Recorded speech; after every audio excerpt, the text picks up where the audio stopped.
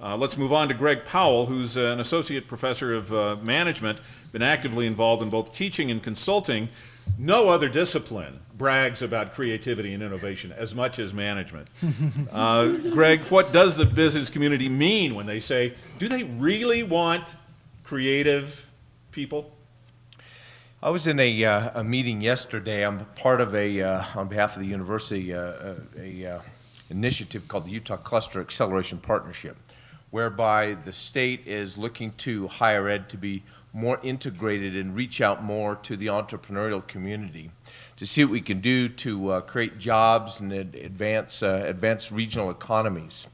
And I was in a room, we kind of broke up into teams. I was in a room facilitating just a whiteboard conversation with several entrepreneurs. And one of the questions that we addressed was, what can the university do to be more helpful to your company, to your business? And I listened to some of the to some of their thoughts on some of the issues that they have with some of our students that we churn out, that come to work for them. As I started to think about that list, I went to an old article, and lo and behold, they were almost identical in terms of what business is saying to higher education about what our students are lacking.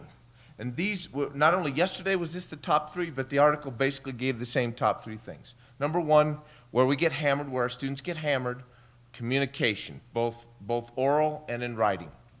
Number two, problem solving. They don't know how to step into a role and day one start to solve problems.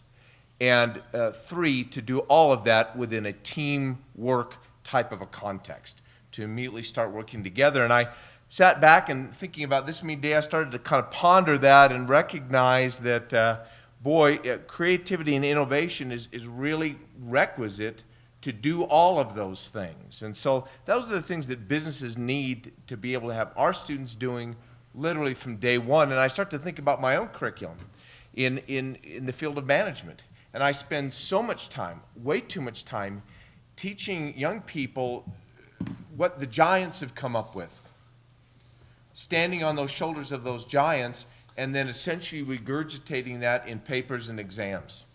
And not nearly enough time getting them to start with that as a base, but to take that to the next level and to begin to think creatively and innovatively about those thoughts and ideas. You know, in American business, Kim Kraft, my consulting partner and chair of our econ finance department, and I were talking the other day, and I was expressing my concern about our economy and where it's going and where it seems to be not going.